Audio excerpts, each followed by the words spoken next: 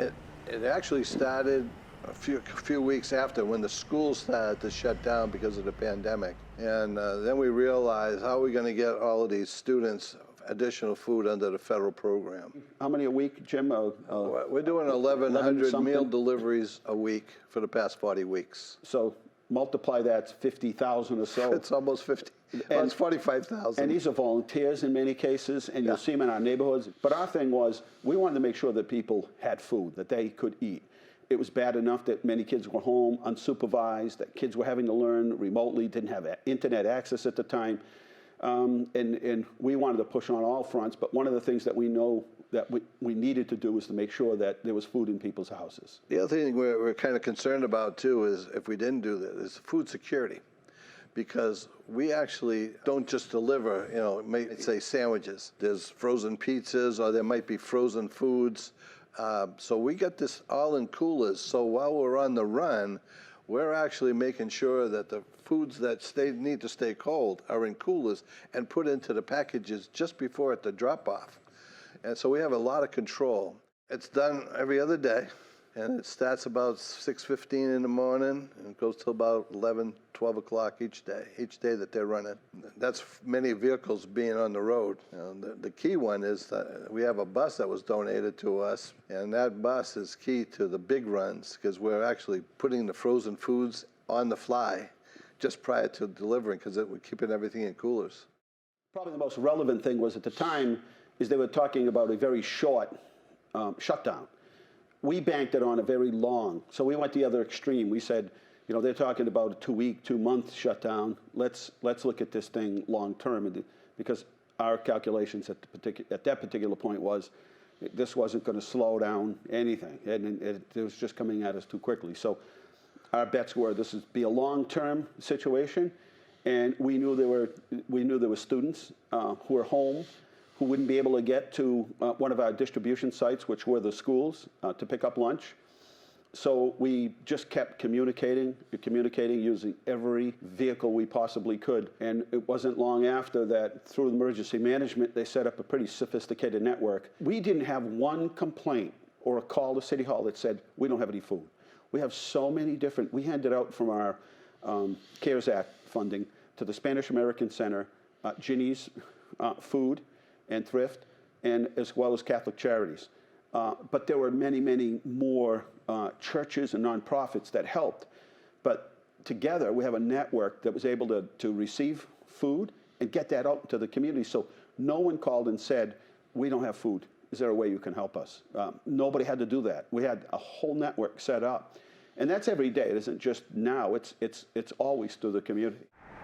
It's done every other day. So if there's going to be say it's a weekend, we'll probably end up enough food for 3 days.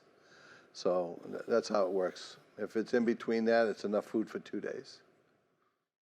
Chartwell is our provider of food services. They're our partner. They work very closely with the city.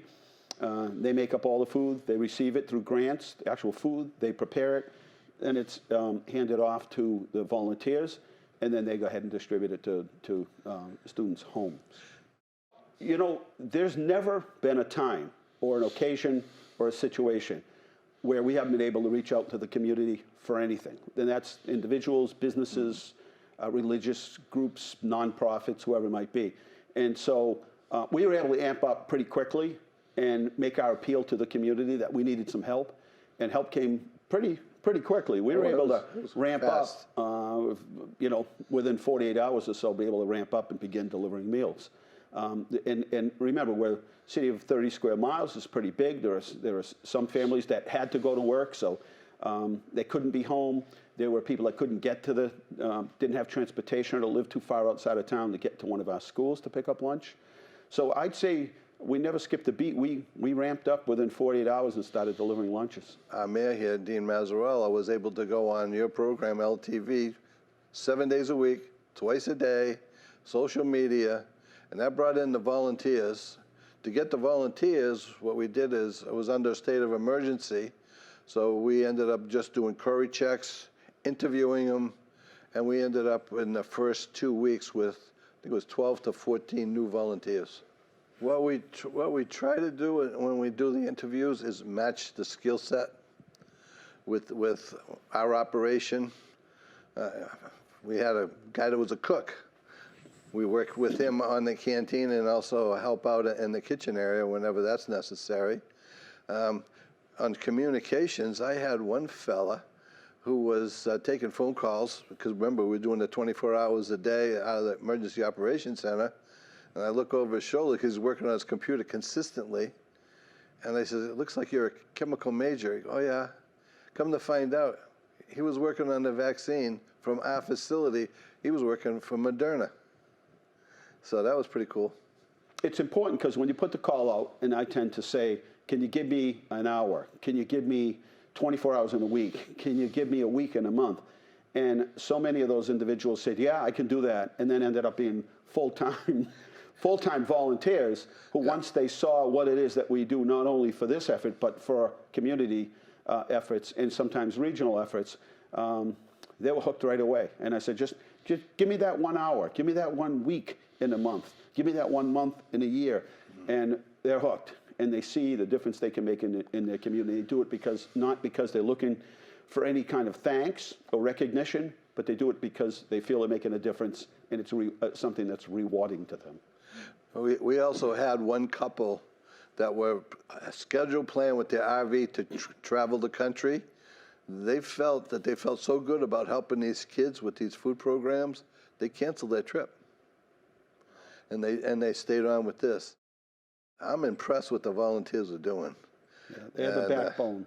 The volunteers are the backbone. It might be the spirit that we help create, that spirit of giving, 24/7, 365. But at the end of the day, we have been through winter, spring, summer, fall, and now another winter. And these volunteers continue without requiring any thanks, any praise. They're not looking for any.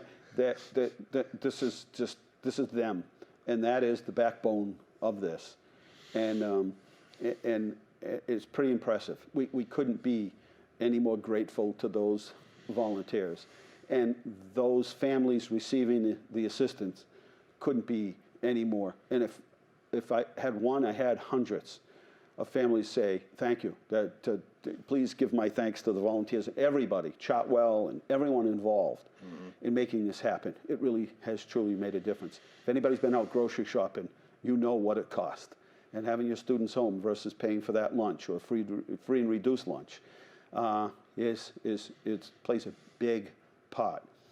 The other thing that we did is the lead person I put in charge of this, she is really good. She documents everything in Excel. We know how many miles, we know how many hours. So far, we've got 3,000 volunteer hours just in the food program. It's a very welcoming group, and it's a group that likes to share skills and understands and appreciates everyone's gift and their ability to add. We couldn't be where we are today in this facility that we're in unless we had help from the community, from volunteers. That's the definition of community. So I'd say being prepared, obviously, know who your community is and who's in it, and then just asking for help, and then just getting really good at whatever it is that you want to, whatever the situation might be.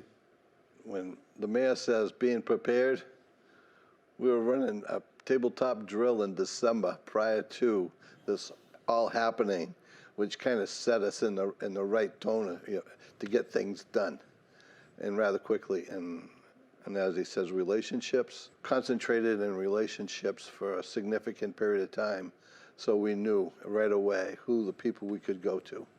What we did in that drill was, would we use schools? Because that was most of the previous pandemics. But what we did is we laid out a program where we're going to use Whitney Field. It's all laid out on an outlay, so we could actually shut down a particular street, and we still have this plan in place. Right now we've adjusted it a little bit because we're doing some police and fire, but things worked out just the way they were supposed to. In fact, when you called me, he says, "Do we have a plan?" I said, "I'll send it right over to you." It was minutes, and we had that plan in place. I was like, yeah, I thought we did this, but time just moved so quick. And it was only a couple months after we did it. The important part is, is planning tabletop exercises are difficult sometimes in emergency management to get people to take it serious. How do I put myself into that situation as if it's really happening when I know it's not?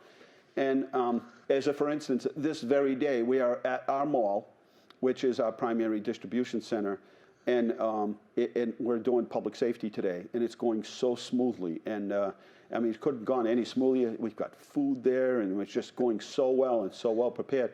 That's a demonstration on, at least a little bit of an exercise on what happens when we have to do large-scale vaccinations. Anyone's welcome to come down and visit this facility, the former potato chip factory, built out completely by volunteers and trade school kids. The trade school kids got an awesome education out of this. We built an amphitheater, which is used, 80% of every I have month? a hard time booking it myself. I'm like, I got to get down there to use it. Oh, it's full. Oh, geez, I got to book the amphitheater. Right. But it's a reflection of understanding of the community, the city council, understanding how important local emergency management agencies are. And thank goodness we work. One of the things Jim's been just excellent at, and he comes from a background of fire safety, and public safety in total, right? I mean, Chief's his cousin. And 55 years of it. Yeah, it goes all over. But it's building those relationships across agencies where there are no silos, there are no walls, and regardless of whether it's not who's in charge, and is this a fire problem or a police, it's everyone working together to solve the problem. Jim had a lot to do with bringing all those agencies together so that they all work together. And we have a super team, and that's really what it's about, team, right? The other part of this is that someone is in those homes every other day. That's the other critical part of this. We might be just looking at it from a standpoint of, well, we're in those homes to bring food. Well, there might be other services. There might be something else that family needs. They might be running into other, roadblocks. It might be a health problem. It might be the fact that some of those masks, we were giving out masks to those families at the same time we were delivering food. Yep. And oh, by the way, that's our next generation of volunteers. Police, fire, school teachers, public works, city employees, government, military, whatever. That's their introduction to their local government, to somebody helping them. We have a fuel account in town where people make donations to help out other people that might be experiencing difficulties paying their fuel bill. And the shocking part, which I shouldn't have been shocked about, is that it's a give and take. So many of those that need help today are tomorrow's sponsors, and those are the donors of tomorrow. And it works that way. It's give and it's take. It's take and then it's give. And so it's all those things. We just think, hey, we were getting food out to students who otherwise wouldn't be able to get it. But it's all those other things that we didn't realize would be benefiting those families and building relationships and having an adult physically there every day to make sure everything's okay. And those are all the unforeseen things, the value-added items that we didn't anticipate. I've had some people who do a food run, and then we have a major fire in the middle of the night, 2, 3 o'clock in the morning, and they want to participate in an emergency canteen run, and probably spend another 5, 6 hours out there at a major fire somewhere.